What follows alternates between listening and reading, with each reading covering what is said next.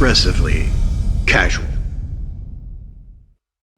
It's a damn miracle. Welcome, everybody, to Aggressively Casual, episode 13. I, as always, am your host, Freebird, and with me to my internet left, but always first in my heart, is Cheeks. Say hi, Cheeks. Hey, hey. Got your favorite shirt on? Yeah, I love that shirt. Absolutely love that shirt. We just actually bought Seamus, the One Fish, Two Fish, Blue Fish book, and I showed him that shirt after we read him the book, and he was like, that's funny, Daddy. Nice.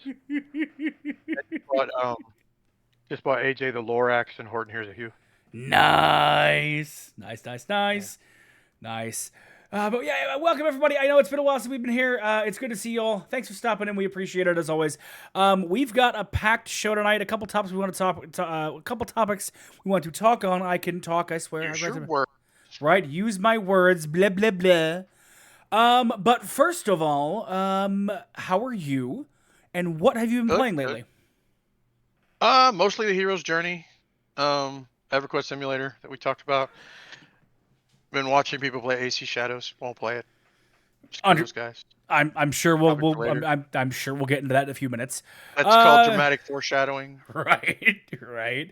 So, but most of the Hero's Journey, a little bit of the game that we still can't name. You can name the game. We can't say that we can't say anything about it. Right. So a little bit of the Dune beta, but that's mostly Hero's Journey, really. And look, I will go on record as saying it's weird we can't talk about it now that there's a release date and pre-orders are live. It's really weird. You have to expect that NDA will drop soon. Yeah, you would think. But what do we know, right? So I've been playing a lot of World of Warcraft because the new season hit, and we've been doing the progression rating thing every Tuesday, and we've added Sunday evenings as kind of like the group that really wants to progress. We'll go through and do some stuff, but I'm like, I don't know that I'm at that level, so I may not continue that. Remember that part where we said games don't have to be your job? Right? I may not continue that because we'll see. Right now, like last night, if you were watching Centrifuge's stream, last night was an exercise in frustration for about 2.5 hours because it was a not everybody was really geared to do it, but we all wanted to give it a shot, and we got to like 19% on the hardest boss in the entire fucking raid, and like just couldn't get past it. We kind of fell apart after that. I just kept hitting our faces against a wall, and that wasn't really fun for me. I don't like it when we just hit our faces against a wall and don't really have any answers for why, other than, hey, maybe your gear isn't good enough yet. And if that's the case, you're just like, well, okay, I'll see you in a couple of months when we gear up again. Unless, of course, the only way you can gear up is the raid that you're actually doing. No, there are many wonderful ways in WoW to gear up without having to even do group content anymore. If you don't, if you just want to log on and do some solo content to get gear, you can. So that's really nice. It's a nice feature they've added. Where you can log in and play kind of how you want to play, choose what you want to do to get the gear you need, to get the item level you need to do the higher level content. That is one thing I will always applaud Blizzard for, is doing that for the game. They really made the game accessible for everybody who wants to play. Other than that, I'm playing some Hero's Journey. I'm not as far as you are, Mr. I have like 16 characters, I think. I have 4. Thank you very much. 4, 16. None of them are higher than 60. Well, and none of them have done anything, and none of them have gotten. I mean, I got flagged for pop. That's just because some guildies helped me out. Oh, nice. So you did. Okay, good. I was going to ask if you were there yet. Other than that, I've been playing Assassin's Creed Shadows. Which I've been thank watching you. You play Assassin's Creed Shadows. Thank you so much to my friend who works at Ubisoft who gave me a code, by the way. Wedge, if you're watching, thank you as always. Love you to bits.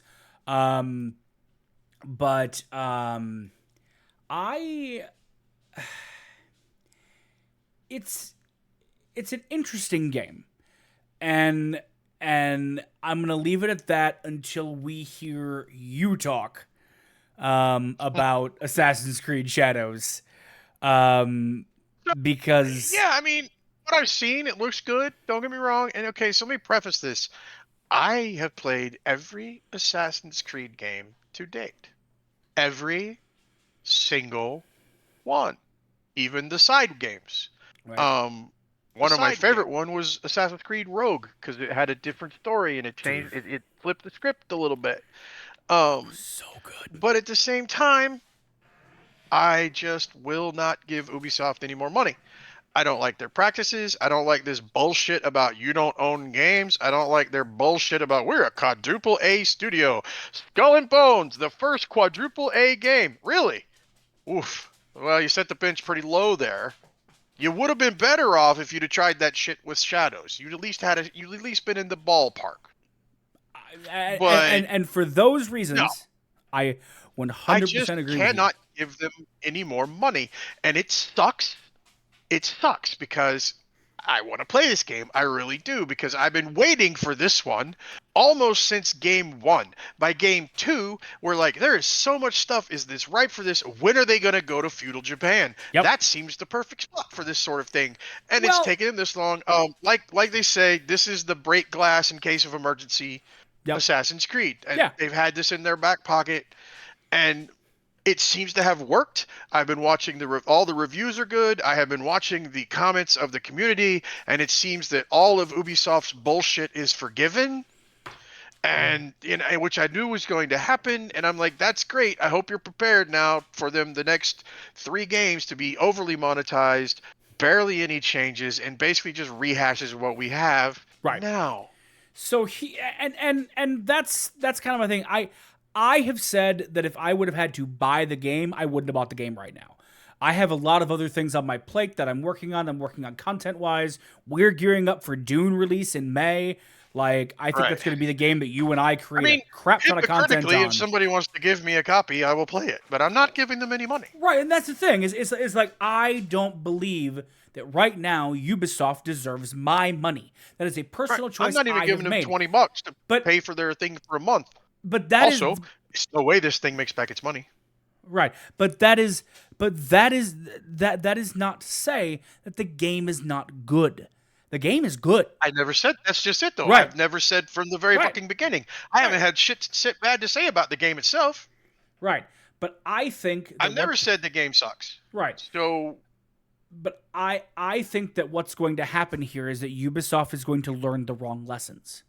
Right? Absolutely. They are going to see. Well, they've shown that that's what they learn. They've shown in the past that they don't learn the right lessons. They are going to see that Assassin's Creed Shadows sold pretty well. And it did. It's already sold over 2 million copies. That's a pretty Another decent... 1.5 million and they'll break even. But that's a pretty decent number for a game that not many people were thinking was going to succeed before it came out. Right? I don't discount that. But by the math, if their budget was on the low end, which is 250 to 350 million, at 250 million, you've got to sell 3.5 million copies, almost 3,600,000, just to break even. So 2.5 million copies, it's selling well. That's great. Let's add another whatever for their $20 a pass. It ain't making its money back. That's my point. Right. But they're still in the fucking hole. Right, but here's my point. My point is that our thought is correct. Ubisoft will learn the wrong lessons because the community at large, the community that doesn't give a shit, right, about all the Ubisoft stuff. Because let's be real here, right? Most people don't care about the Ubisoft scandals. Most people don't care about the Blizzard scandals. Most people they only care if it directly affects them. Right. But don't get me wrong. This does directly affect you because you just paid $70 for a game you don't own. Right, but my point is that the general public at large, people who aren't on Twitter, right? People who aren't on social media, people who walk in a store and go, "Hey, a new Assassin's Creed game is out. I'm gonna play that." Right? Don't give a shit about whatever is going on with Ubisoft. Don't give a shit. About whatever is going on with any of these companies, right? The general public doesn't care. You can make a case for that they shouldn't really, but at the same time, shouldn't you? Because that's my point is they should care, but they don't because people aren't terminally on. Not everyone is terminally online. Not everyone is plugged into the same things that you and I are plugged into, right? Sure. So what's going to happen is that this game is going to sell well. It's already selling pretty well, and now what's going to happen is Ubisoft is going to learn the wrong fucking lessons. They're going to say they're going to believe that all is forgiven, and they're going to go back to the same bullshit we saw with Mirage. Where Mirage was supposed to be a goddamn DLC for Valhalla, and guess what? There. It should have fucking honestly, Mirage shouldn't have been released. I slogged through Mirage for about 6 hours and then couldn't do it anymore. I beat Mirage. I beat that fucking game. Let me tell you, it was the most disappointing Assassin's Creed game I have played ever. Well, because I followed the story. But I played it for 6 hours and just couldn't fucking do it anymore. I got to, with Mirage, I got to the point where all I did was make sure I was a little bit over leveled to beeline through the story. Right. Because I'm like, I don't care about any other crap going on. I don't care. It doesn't interest me. The story sure as shit didn't interest me. The story of AC Mirage is the worst story since Unity. And Unity, for those of you who don't know, go to Senshudo.tv, look for my Assassin's Creed Unity review. Just enjoy. That's all I'm going to say. But Unity was France? Unity was Unity was the Syndicate dual characters. Was London.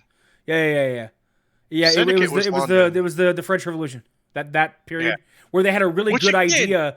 How do you screw that up? Right, the premise of Unity was so good, and I said this in my review. They had this perfect opportunity with Unity to tell a Romeo and Juliet-esque story set in France, and it was perfect in one of the greatest periods of history. And fuck it up? How? I don't understand. I'll never understand. And the weird thing is, up until that point, they have gotten one of the things, and if you go back to the Ezio trilogy, one of the things that drew me in was the historical, and I'm going to use this word with air quotes and lightly, accuracy. And what I mean by that is not that it was perfectly accurate. They've never, ever, say it again. They've never been accurate, but they get a lot of things in there that what happened. Case in point, the attempted assassination of Medici. Yep. The only thing they got wrong was they had it on the outside of the church and not on the inside. Yep. And I get that. He gets stabbed in the correct place. Everything happens and I was like, I literally stopped and paused the game. Was like, huh. Yep. By the way, history nerd, in case you didn't figure that out by all of that diatribe. And I was like, wow, they got that right. I went down and I told my wife, I was like, holy crap, this was amazing. Yep. I remember the same thing because I was in college or around in college when that game came out. And I remember just like sitting there staring, and I walked down the hallway to my roommate to my flatmate who was playing the same game. And I said, have you got there yet? And he was like, what? Right. And I said, have you got there yet? Have you got there yet? And he was like, oh, yeah. We sat and talked about it for an hour. Yeah. Because at that point, that type of historical accuracy didn't happen in these type of video games. Right. It didn't happen. That didn't exist. It didn't exist. And if it did, it was in fucking Civilization. Right? Right. Where you read a text box saying shit happened. Right? Right. My thing is, right, like you and I posed the question earlier today when talking about the show tonight, right? Do new games need to learn some lessons from previous entries, community feedback, like basically current release expectations, right? And yes, companies need to learn lessons. But the problem is, and this has been shown time and time again, go watch fucking every Gym Inquisition video on Stephanie Sterling's fucking YouTube channel. They constantly learn the wrong fucking lesson every single time. And it drives me batty. Yep. Absolutely batty. Because because gamers, the gaming community at large, and I'm talking about everybody from you and me, people who are terminally plugged in, terminally online, people who do this for a fucking living, to the people who just play video games and sit on their couch and do whatever, right? Gamers as a whole are fucking stupid sometimes. Yeah. absolutely stupid sometimes because we will just go with whatever shit is fed to us and find reasons to like it. Right. Well, and that's just it. You have to justify why you like a game. I shouldn't have to fucking justify how I like a game. I should be able to go, I like this game, and I like it because of this, and this. Oh, man. But let me tell you. Part of the reason, hang on just one second. Part of the reason they don't learn their lessons is the way the industry works. Right. Because it's not like, say, when I worked for the city of Tulsa. Right. In their IT department, where you have the same guys who have been working there for 20 fucking years. Yeah. No, most of the time they bring in, there's like one or two dudes who aren't even on the development store. They're more of in the management. Right. And then the rest of it is contractors who actually build the game. Right. And then they're all mostly cut loose at the end. Yep. And they bring in a whole new team for the next game. Yep. So there's nobody there to say, hey, these are the lessons that we learned. Yep. And this, so part of it, that doesn't, okay, that, let me preface it. That doesn't justify this, by the way. That just means they're shit at documentation and their management sucks, because their management should be going, these are the lessons we learned. These are the features we need. This is what we have to iterate on. But they don't. They just bring in a new team and they start from fucking scratch almost every single time, and they reinvent the damn wheel. Right. And if you're lucky, you get a slight iteration on what happened. Right. But yeah, they absolutely need to have some more lessons learned. Right. So two things on that. One, I work for one of the largest entertainment companies in the world. You know them by name. You watch their products, right? If we did documentation the way that these guys do documentation, dude, we wouldn't have a damn job. I run into this shit all the time where I'm like, man, if I did this shit this way, I would get fired. Right? And not to go off on a tangent, but especially, and a completely unrelated tangent, especially when it relates to customer service things, and especially when that relates to customer service around video games. Oh, have you noticed that every video game company that used to have a customer service line shut that down in favor of a chatbot or an email support? Or a Discord server. Says the guy who owns a 17,000-member Discord server. Hi, Galaxy's Edge Discord. If you're watching, I'm not talking about you. I love you. I use Discord all the time. Yeah. I hate it. I hate the way that Discord is being used now. I'm about to say, I hate what Discord's become. They've tried to hack some shit on. Yeah. They've tried to hack some shit onto it to make it work, and it just becomes kludgy as hell. Now, to your point of you shouldn't have to justify why you like a game, right? I cannot tell you how many times this week between the two major releases we've had, MLB The Show 25 and Assassin's Creed Shadows, I cannot tell you how many fucking times I have seen people just posting, I'm having a great time with the game because X. Look at this cool thing I did in the game. Look, watch this short little clip. Right. And then the fucking comments. Oh, Christ. The fucking guy. And we live in this world of, and we've had this discussion too, because there are games that I like that you go, really? And there are games that you like, and I'm like, really? Yeah. But here's a fun fact. We don't all have to like the same shit. Right. We can also make our own. People can have nice things that aren't the same thing that you have. Right. Are you looking at me? I'm looking at you. Right. Thank you. That's the thing. If you like a game, fucking like a game. No guilty pleasures. Right. I unironically like some games, and I don't give a damn. Right. Like today, I was unironically listening to disco. You had Kiss on? No, actually, technically it was funk. It was Good Times by Chic. Okay. All right, fair. But there's quite a bit of disco that I actually like because homie likes to groove. That's all I'm saying.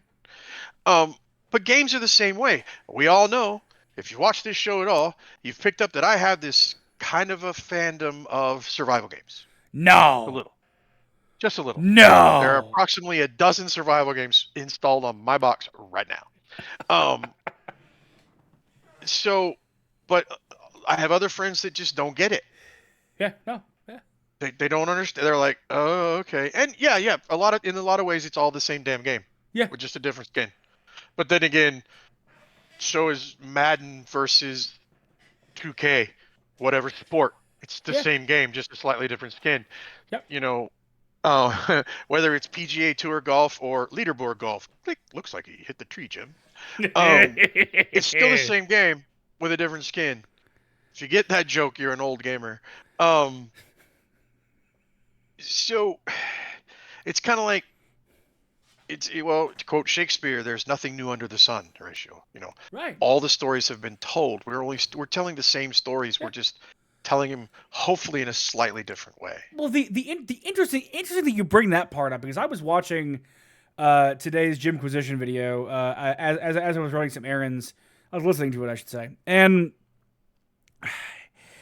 a point was brought up about how, like, video games have this problem now of predictable unpredictability.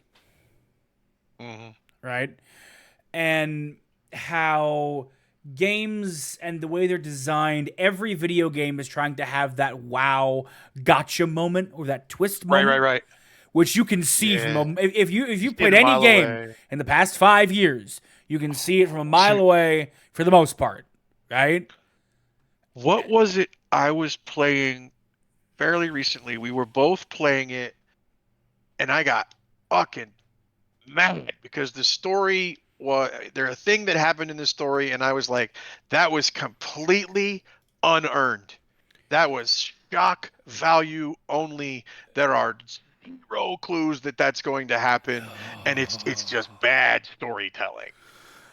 Somebody turned. Yep. Somebody turned. Something. Yep. Coming 1,400 miles away. You saw it coming from the fucking moon. Yeah. That person's going to turn out to be a bad guy. But it was unearned. Oh, where's Jeff? What I need him to tell us what game this was, because I can't remember. Yeah, because we had a lot of discussions about this. Yep, we did. I don't remember what game it was, but it was something we were all playing, and I was. You were mad. Yeah, you were big bad. Big mad. You were. Yeah, you were. It's lazy. Yeah. It's lazy writing, and it's just shock value. That's all it is. At some point, I'm looking at my desktop. At some point, I really should fire up Rogue Trader. I have it installed because it's on Game Pass now. So I installed it. Wait, I've been waiting for it to come to Game Pass. Rogue Trader's on Game Pass? Yeah. It's been there. I told you it was there. You did? The day it hit, I put it in the Peanut Gallery, which is our private group. Goes to show how much I pay attention to you. Well, there is that. I wasn't going to be telling tales out of school, but since you brought it up, kidding. Yeah, like the day it came out, I was like, "Oh, Rogue Trader's on Game Pass." Because that's co-op, is it not? It might be. I don't know if it is. It'd be pretty fun to play. I'm pretty sure that's co-op. Yeah, that's co-op. It's a co-op game. Oh, you remember I said there were approximately a dozen survival games installed? Yes. 15. The answer is 15. The answer, Jesus. One of them's a demo, though. Two of them are demos. Forever Winter demo, Parasites demo, Stars Reach playtest. But yeah, Aloft, Don't Starve Together, Don't Starve. So technically that's the same game. Dune, Enshrouded, Minecraft, Oxygen Not Included, Pal World, Planetaries, Kanga, Terraria, and Valheim. All right. Thank you. All right. You were just live on the stream. Congratulations. But yeah, so I don't even remember what it was though, but I was big mad about that. You were. I don't like lazy writing. No, I get it. I don't either. I don't like it in movies. I don't like it in story. Actually, no. Was it a game or was it something we were watching? It might have been something we were watching. Maybe. I remember what it was. What? It's The Acolyte. Oh yeah. It was The Acolyte. Yeah, you were. Yeah. Just because it wasn't even the turn that I was mad at. It was just there was no hints, no nothing. It was lazy writing. And it was shock value only. Yeah. It's like killing Wash. Yeah. It was like when you kill Wash in Serenity, right? Yeah. Just why? Shock value. Okay. Shock value. Got it. Well. Let's be real here. It was set up. It was done to set up a season 2 that's never going to happen. That's why it was done. That happened in the movie. So yeah, but it was just whatever. But anyway, point being, I don't like it when it happens in games. I don't like it when it happens when it's lazy. You have to give the Yeah. person who's playing the game at least some sort of inkling that this is going to happen. Right. Or when it happens, you better explain it at that point and show all the things that happened to led to that point. Right. Exactly. Otherwise, it's just okay. So that's the thing that happened, and I'm supposed to care about that, but I don't. Right. Right. The and yeah. That bugs the crap out of me.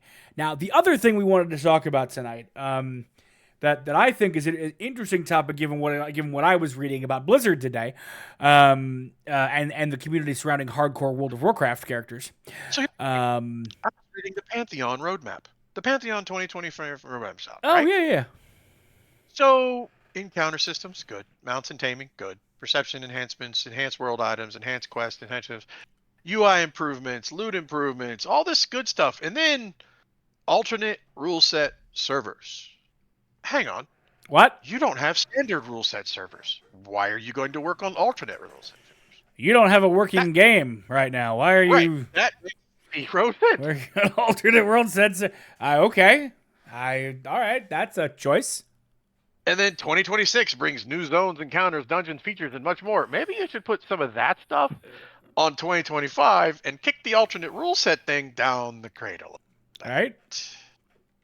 Anyway, I was just reading that, and it just struck me as, what the hell? Right. So you and I were talking this morning, kind of last night or yesterday, about companies that decide, say when things go wrong with your game, right? When you break shit. Right. When you put out a patch and your game is gone, broken beyond whatever, right? So much you have to take down for emergency maintenance, stuff like that, right? Or you, in the case of Blizzard, you get it. You have DDoS attacks happening, right? Like this also happened to Bungie. Yeah. What if any compensation do you provide for your player base? So, I'm of two minds. Like most things. First question, am I paying a monthly subscription to play your game? If the answer is yes, well then maybe you owe me a little something. You can make the same like, well, I paid your game and I paid for blah blah blah blah blah. Okay. That's true, but let's take that $70 that you paid for that game, and we'll use modern pricing because why the hell not? Which you probably didn't pay $70 for it, but let's say you play for 2 hours a night on average, right? Right. So 2 hour you pay for. So if you play for about 60 hours a month, give or take, right? That's $1 a fucking day. Yeah. So if you take then and say their server's down for a couple hours, or hell, even if it's down for a day,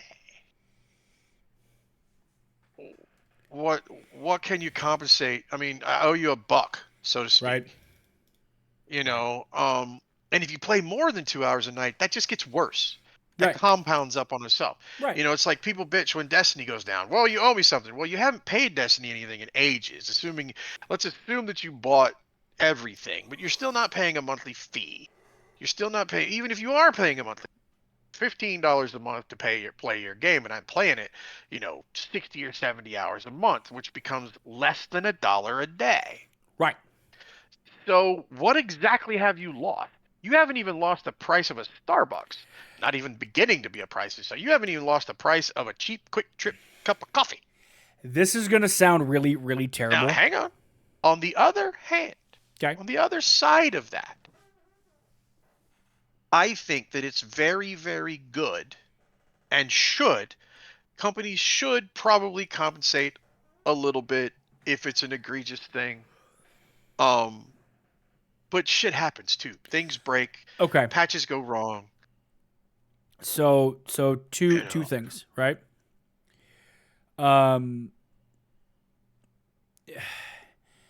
the reason I wanted to really talk about this tonight is because I was reading an article today about the Blizzard DDoS attacks that happened last week or it had been ongoing for a little while now, but really happened last week, right? Okay. And there are a bunch of popular content creators who play World of Warcraft who play the classic hardcore mode. You know what that is, yeah? Sure. That's the one where if you die, you lose your character. Right. All right. I am familiar with hardcore mode, yes.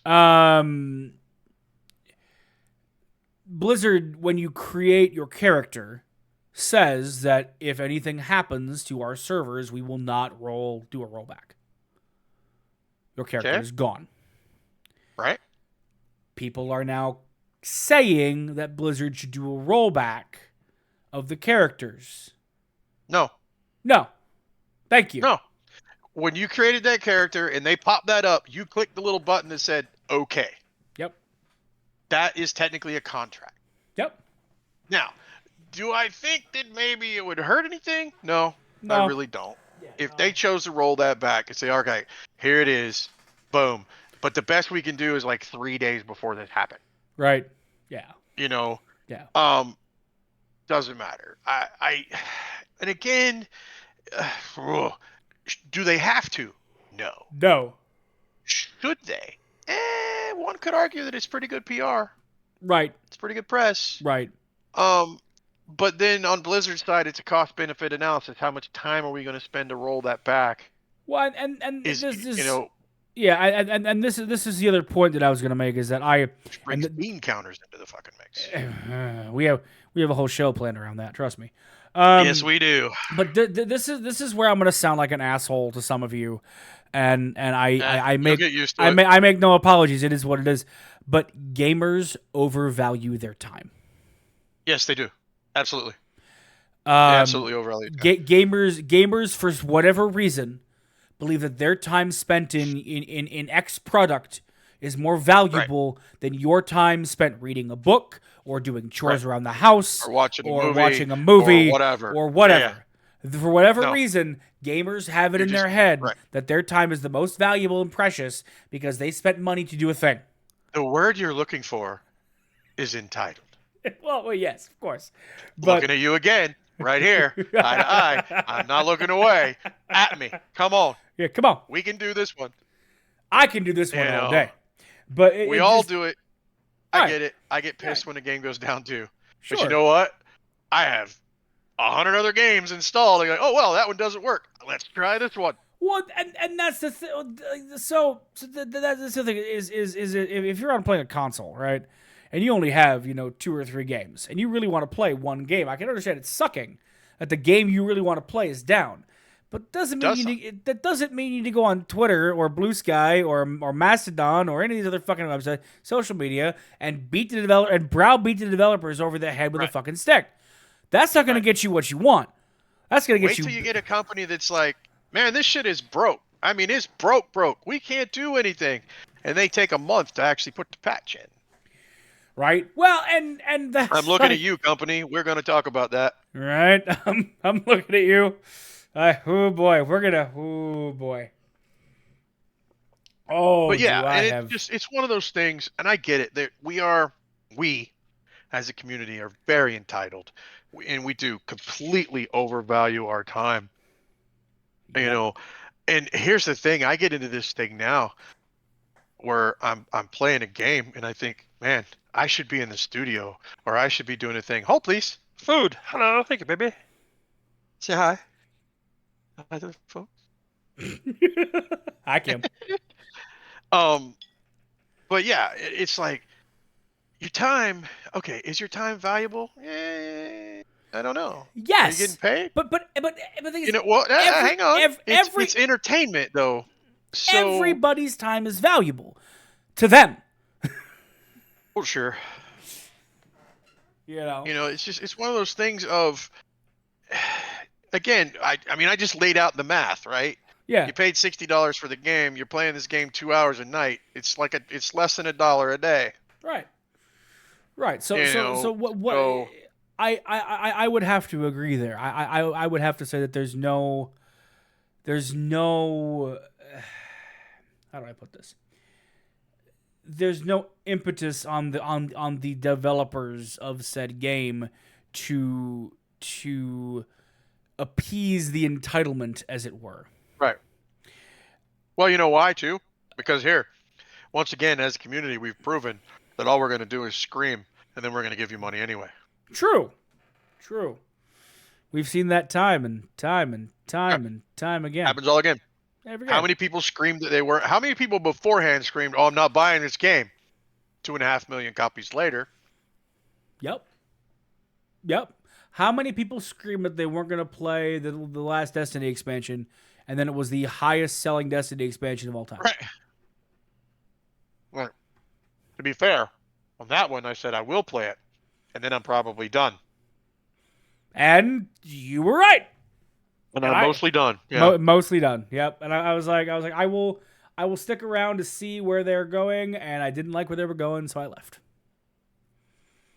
Like I said from the beginning, there's nowhere to go from here. Well, the only place to go with Destiny, we've talked about this before, is to reset with Destiny 3 and take us completely out of where we are. Right. Somewhere brand new, some new storyline.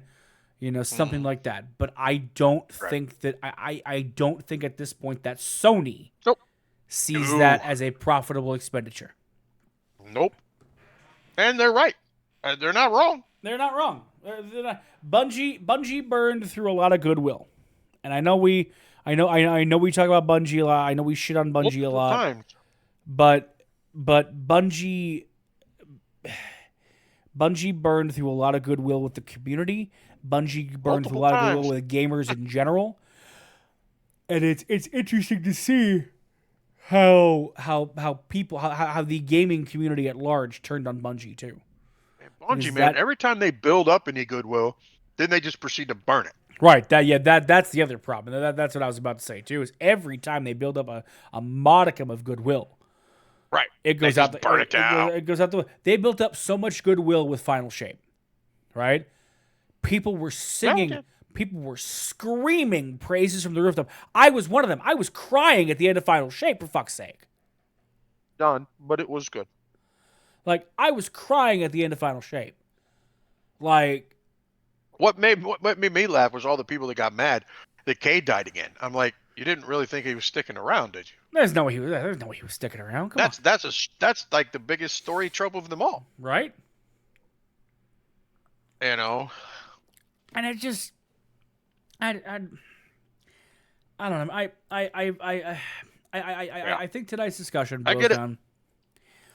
Tonight's discussion boils down to a couple of things, right? We believe that publishers and developers need to learn lessons from not only their community, but from the industry as a whole, right? However, it's been proven time and time again they learned the wrong lessons, and nothing is going to stop that because people keep spending money on the games. Don't get a community manager that shits all over your people. Yeah. I'm looking at you, developer. Right. I'm looking at you. Hashtag if you know, you know. We'll have this talk in May. Yeah, we will. Maybe June. I'm looking at you, developer. Somewhere around in there. Right? We have a long... Are you keeping a list? Because I'm keeping a list. I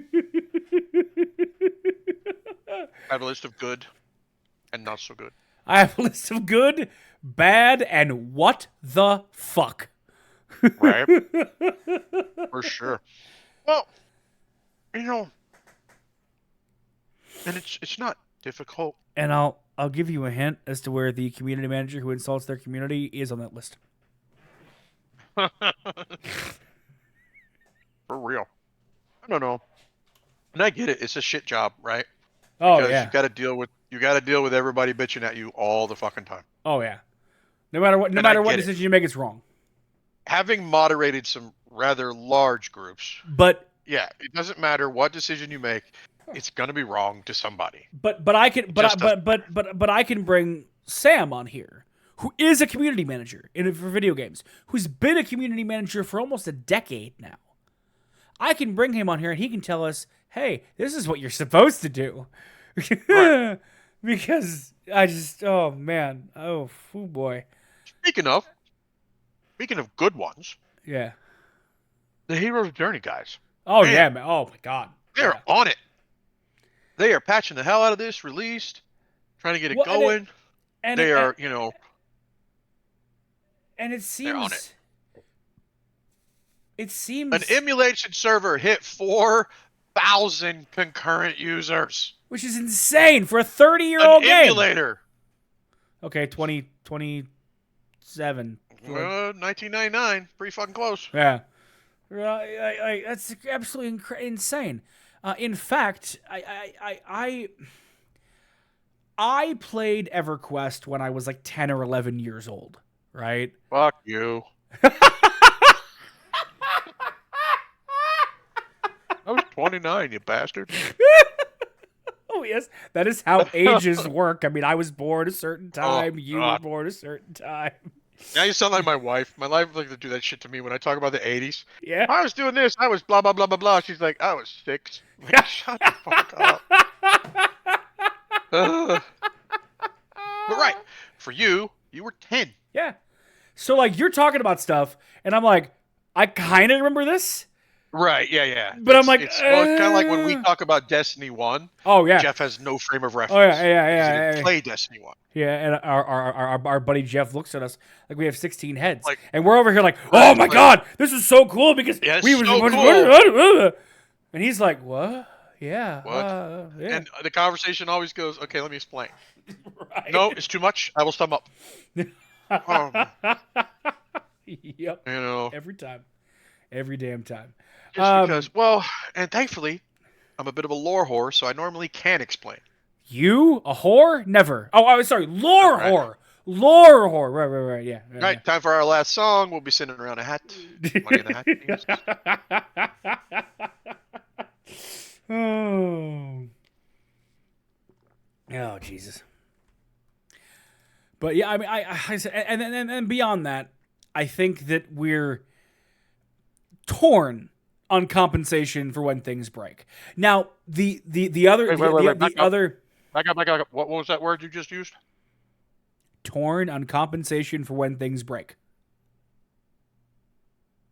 Torn? Yes. With a torn. T? Yes, torn. Okay. Yes. Because it sounds for all the world like you were saying porn, and I was like, what are we talking about now? Yeah, now we're back on OnlyFans. Wiley, come here. It's okay. Wiley's having a rough night, chat. No, I hit my chair and that scared him. He's having a rough night. Yeah. Poor Wiley Bear's having a rough night. It's okay, buddy. He's why he's hanging in here with me. You're all right, sweet boy. I love you. Yeah. But the other. I'm not torn on it. I don't think it's needed. I don't think it's required. I think, however, it is good PR. Okay, fine. One more scenario for you, and one more scenario for you. Okay. I am a developer of a video game. Mm-hmm. I knowingly put out a shit product to appease the bean counters. Uh-huh. I have a dedicated community who is excited to play my game. Uh-huh. My game comes out, it sucks. People are pissed. What do I do? Well, that's not your game broken. That's just the fact you put out a shit product. No, and you get what you deserve. Well, but we're i.e., people aren't going to buy the next product. Now, for every shit. Hold please. Damn it. I am completely blanking on the company name here. For every Hello Games. For every Hello Games, there's an Ubisoft, there's an EA, there's an Activision. Oh yeah, absolutely. But the problem, the problem with that though is that the Ubisofts, the EAs, the Activisions, right? They vastly outnumber, not just in terms of like quantity, but right? How many there fucking are. Okay, so vastly outnumber. You put out a game and it doesn't work, or it's just shit. It's broken. It is broken that's beyond. Different. Yeah. That's different because if you just put out a game and it's shit, well, whatever. Yeah. People are going to refund a lot. But let's say I put if out it's broken, it doesn't the next Battlefield game. Right. Again, do you owe me? Well, what you owe me is to get the game working, or refunding my money if you can't actually make it work. Right. Then you do need to issue refunds. Right. However, if you get the game working, do you owe me anything else? Not by my current logic, you don't owe it to me, but again, we're It'd be right back nice. to, but this is really good PR, and it Right. shows that you can at least put on the mask of I give a shit. That's the thing. I don't actually care if you give a damn or not. Just act like you do. Right. Right. You know, one more topic for this evening that I want to touch on, because you and I were talking today about Dune Awakening and pre-ordering and all that stuff, right? All right, and the pre-order bonuses and benefits.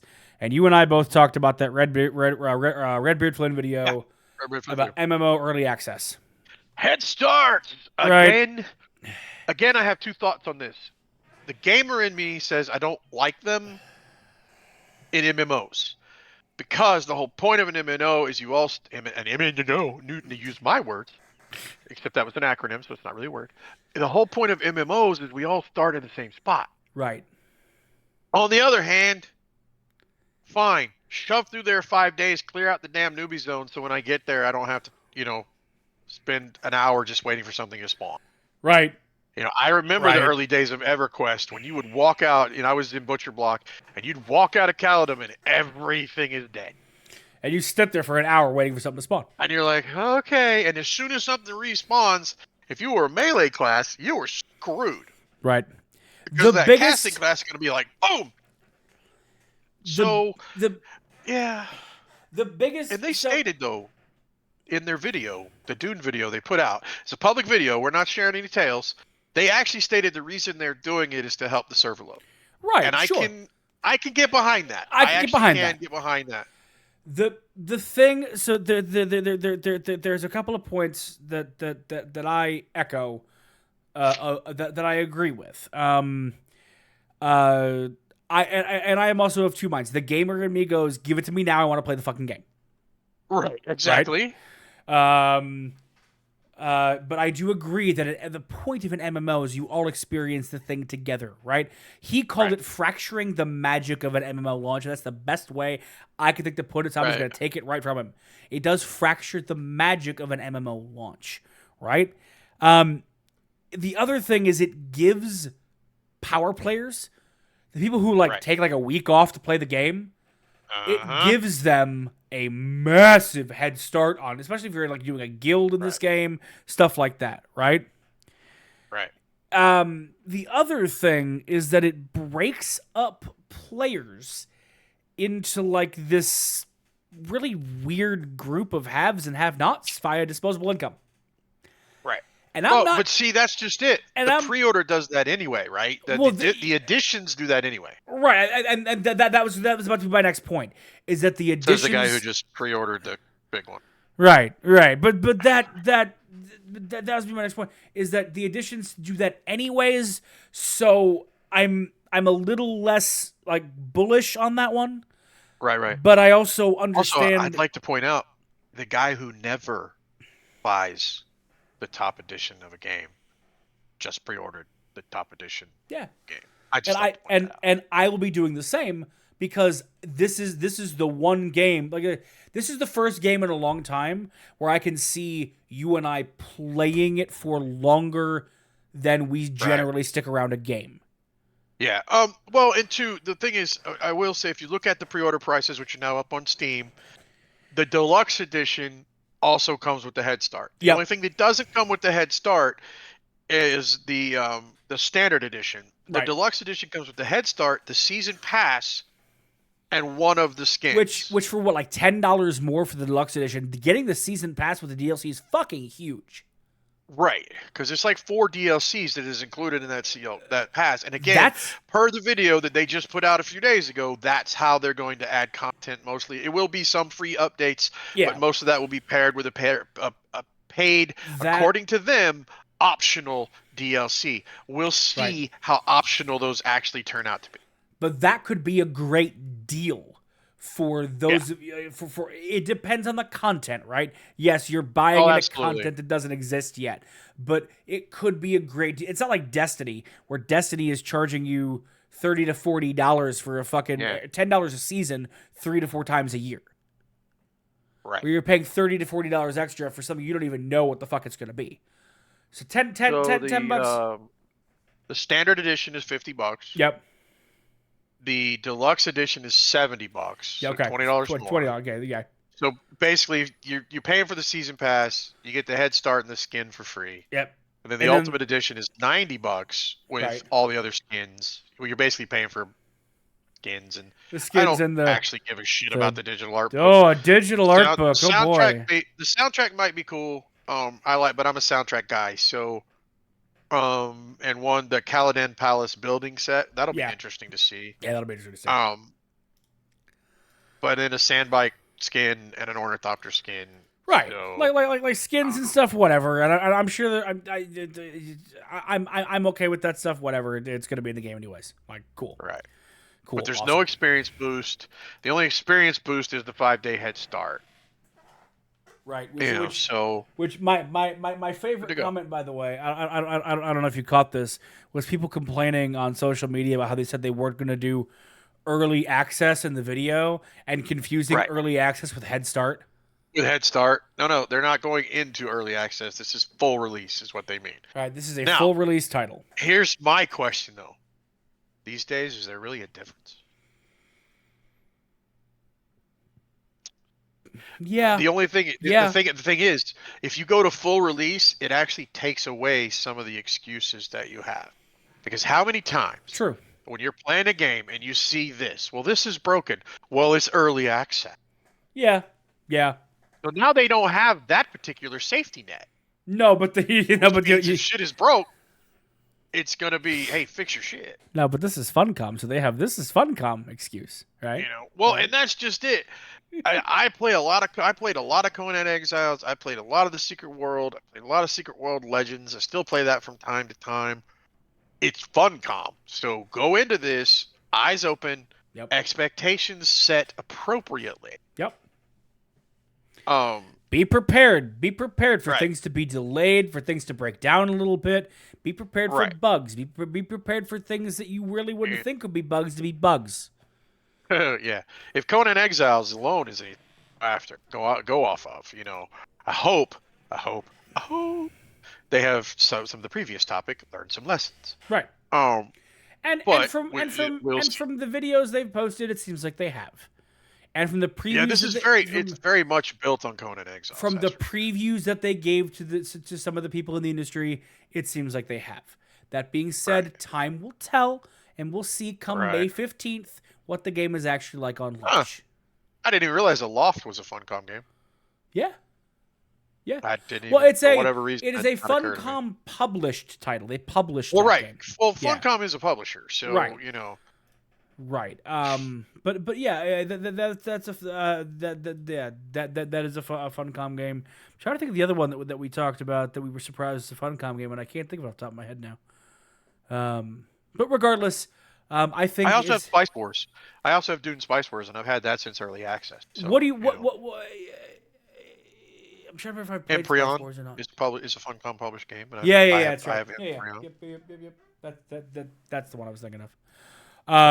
But yeah, regardless, I mean, I think that with Dune specifically, right? And I mean, let's be real. The early access is becoming all too common in MMOs because they can make a little more money with it, right? You can make a little more money, but it also gives you safety net. And it's a safety net. We'll patch that eventually, right? But it's early access. But no, if you open the doors to your game, it's not really early access. Right. I agree. If you open the doors to your game and you make me pay you, it's not early access. Yeah, no, I agree. But with that, friends, that's kind of the world we live in. Right. We pay to beta test. Well, right. Well, that's the thing is the beta testers and beta test demos used to be free. Now we pay for them, and it's called early access. Right. Where's the lie, chat? Where's the lie? Right. Where's the lie? But I think that's a good note to end on. As always, thank you so much to everybody who watches this show. I know we've been having some issues uploading to YouTube.